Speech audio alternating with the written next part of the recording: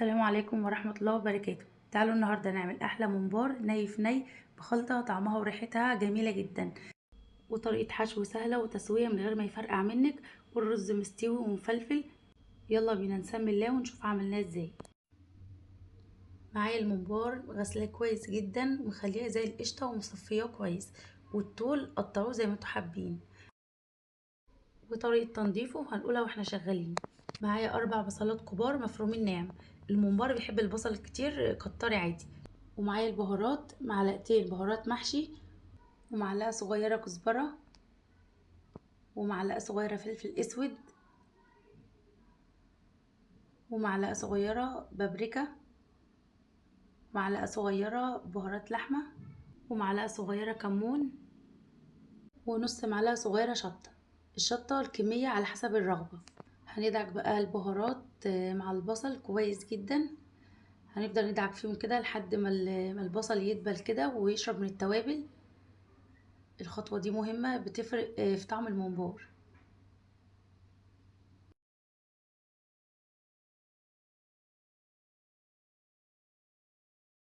تمام كده. هضيف عليهم بقى الخضرة، شبت وبقدونس وكزبرة.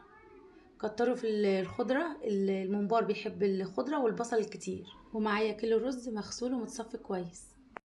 معايا الطماطم ضربها ضرب خشن، وحطيتها على النار من غير اي اضافات خالص، ولحد ما تقلت كده وبقت بالقوام ده زي ما انتم شايفين. ومعايا قرنين فلفل رومي كبار احمر على اخضر، وحابين تحطوا فلفل حامي تمام.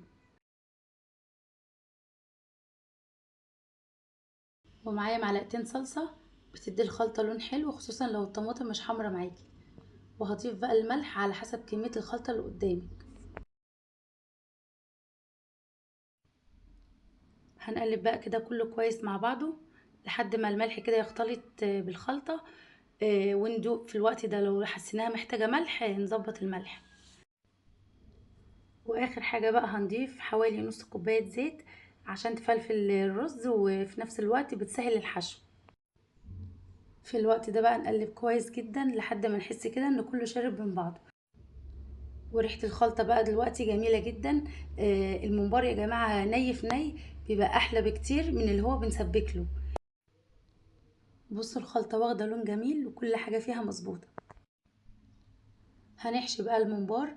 الممبار مش بيتحشي كده وخلاص، يعني اهم حاجة نظبط الحشو بتاعه. لو ظبطناه هيدينا صباع ما يفرقعش مننا، ويبقى الرز مستوي جواه مفلفل. انا بحشيه زي ما انتم شايفين كده، بخلي الصباع مبطط كده مش مليان رز قوي، وبخليه الاحراف فاضيه من ناحيتين، عشان طبعا لما بنحطه في الميه المغليه بينكمش كده شويه والاحراف بتقفل. فلازم طبعا نكون سايبين مسافه كده ومش كابسين قوي بالرز، عشان ما يفرقعش ويبقى الرز جواه مفلفل كده وحلو. بصوا بقى طريقه الحشو دي احسن طريقه تحشي بيها الممبار. بتفتحي الحرف كده بصباعين، والصباعين التانيين بتحشي كده ورا بعض ورا بعض، في ثانية بتكوني خلصتي الصباع. وطبعا بتبططيه وتسيبي الاحراف فاضية، وبس كده. طريقة الحشو دي هتخليكي تحشي كمية ممبار في وقت قياسي جدا. انا دول كان كيلو ونص، خدوا معايا حوالي ربع ساعة او تلت ساعة بالكتير. وعشان برضو طريقة الخلطة ني في ني دي بتبقى سهلة كده ومزحلقة، فبتسهل علينا حشو الممبار. هنا معايا حلة على النار على حسب كمية الممبار اللي معانا. المية بتغلي، ضفت فيها بصل وطماطم وورق لورا حبهان عود قرفة ومرقة دجاج، وضفت فصين توم بس هما متصوروش. طبعا الممبار هيستوي في كل الاضافات دي، فهتديله طعم وريحة جميلة. والملح مش هضيفه دلوقتي، هضيفه في نص التسوية كده. وضفت معلقة صغيرة فلفل اسود.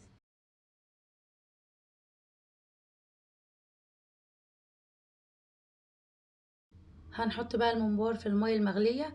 اول ما هننزله كده هنلاقيه شد وحرفه قفلت، عشان كده بقول لكم ما نجبسوش قوي في الرز وما نحشوش للاخر. هنغطي عليه بقى ونسيب غطا الحله كده موارب، واول لما يغلي هنسيبه يستوي على نار هاديه. هنا في نص التسويه هضيف له بقى الملح وهظبط الملح بتاعه. بصوا هنا الممبار الصباع بصباعه، ولا فرقع ولا نطر رز ولا اي حاجه خالص، عشان احنا حاشينه صح. هغطي عليه بقى واسيبه يكمل تسويه. هنا بقى كان الممبار استوى. اول لما بطفي عليه مش بسيبه في الشوربه بتاعته، بشيله على طول على مصفى، واسيبه بقى كده يصفي مع نفسه ويهدى خالص قبل ما نحمره. بصوا اصلا الشوربه بتاعته عامله ازاي، دسمه كده ومنزلش رز ومستوي في كل الاضافات دي، فطبعا كانت ريحته يعني وطعمه فظيع بصراحه.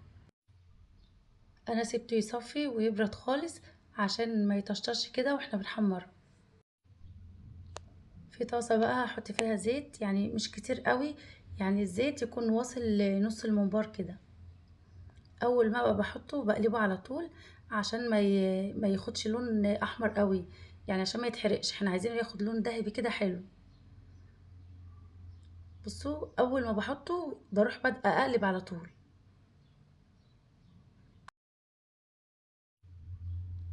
هطلعه كده على ورق بقدونس او على مصفى، ما تطلعوش على مناديل يا جماعه.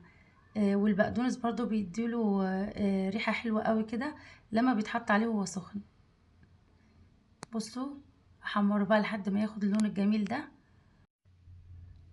بلاش تحمره قوي، يعني اديله لون ذهبي خفيف كده حلو عشان يبقى بيقطن. لو احمر قوي الجلد بتاعه كده بيبقى بيشد ويبقى مش حلو.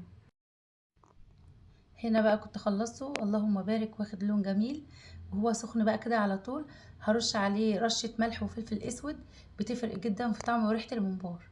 وهزينه بقى كده بورق البقدونس. ايه رأيكم بقى في الجمال ده؟ بصوا بقى من جوه، الصباع مش مكبوس والرز مفلفل كده ومستوي كويس، ولون الخلطة جميل. هو اصلا الممبار ني في ني ده بيبقى جميل يا جماعة في اكله، بيبقى كده خفيف ومسكر كده في اكله عن المتسبك. لو عجبكم بقى الممبار بتاعي وشايفين انه يستاهل لايك، يا ريت تشتركوا في القناة ولايك للفيديو، واشوفكم في فيديو جديد، والسلام عليكم ورحمة الله وبركاته.